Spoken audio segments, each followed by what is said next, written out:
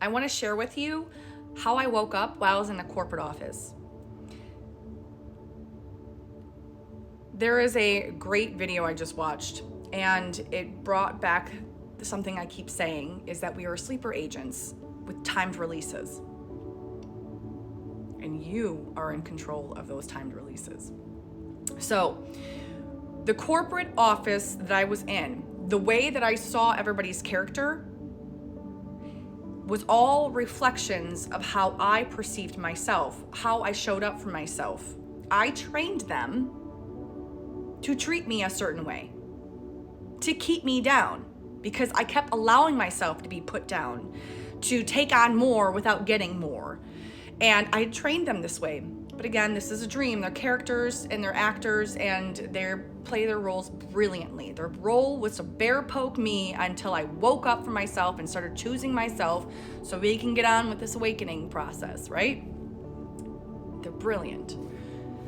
So once I started realizing that they were reflecting back my lack of self-love, lack of trust in myself, valuing myself, and honoring myself. So once I started showing up for myself and not playing that role anymore, everything flipped. It was like the poles flipped. People who I thought were working with me, I found out were working against me. And again, everything's good. I'm not upset about anything. I'm actually coming in there with a big smile on my face going, I know what you're doing. God, you're so good at this. Okay. What's the lines here? What are we playing out here? Okay, I've walked past that. I know how to pivot that. Cool. All right, I know what to play here. And I stood up for myself. I would say the things that just need to be said. If you know you're in a dream, how would you show up for yourself? Think about how many times you hesitate in a dream to do something, and you wake up going, God, if I would have realized I was in a dream, I just would have done that. Do it. There are men in this corporate office that would look at me and tell me, you're a woman without a degree, and laugh in my face for asking for a fair value for a role that I was applying for. And I had not burned any bridges. I didn't need to go anywhere because I kept a smile on my face, and I kept all the realizations of they love me so much they're willing to play this role with me. But I'm the one that has to read the role, the scene, and as to what's going on and rise above it. Okay, I can do this. So every time I was demoralized by this person who was doing the interview with me, I was not demoralized. It was the attempt to, but he played his role perfectly. I could see it. Oh, God, I could see it so freaking clearly.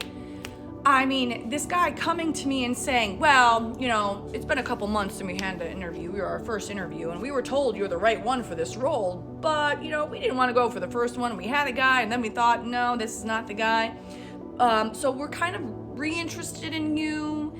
But, there's this other interview we want. So what did he want? He wanted me to beg for it. And I was like, okay, here's what I want you to do. I want you to go have that interview because I want you to be solid in this. This guy threw things at me left and right that what he wanted was for me to reach and justify myself and allow his programming to make me feel lesser.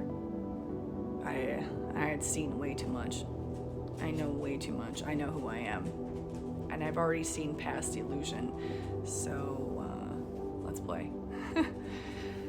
Everything I said, when I'm telling him to go have this other interview and to feel good with it, I'm not in a rush for anything. I knew I liked you. I'm like, oh my God, this is so fucking easy. Okay. This is what he's telling me, right? And I'm sure you hate the job that you want to get out of the job that you're in, the role that you're in right now, right? And I'm like, no, I'm content here. I was just looking for another opportunity to expand, and no. I could just see all the ways he was dangling this carrot going, if I can just find where you lack your own self-worth and value and trust and love, I could try to use that against you. But I could see it all. It was so easy because I knew it was a dream. There are points where you just, if you know you're in a dream, how would you show up? You knew you were playing a character. How would you show up for the character?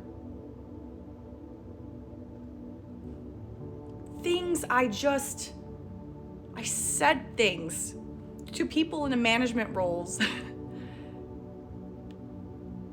I was pretty mouthy as it is. Listen, 15 years and you keep playing this role where you keep trying to fix things and we keep doing the same things over and over, and then all of a sudden you have this realization of nothing's ever gonna change. No matter what I do, nothing's gonna change, right? The stage is not meant to change. The characters aren't meant to change. I am the only one who can change. And once I changed, the stage was telling me, and the actors and characters are telling me, you're done here. You graduated, and we're gonna make it uncomfortable until you actually get the fuck out of here. You're done. They played their role brilliantly. I may have only given a 2-hour notice. Here's why. What's the fear? What's the belief system of staying longer? Why would I stay in a dream where I didn't want to be? Out of fear because the perception says I have to be there for 2 weeks? For what? I'm never going back. So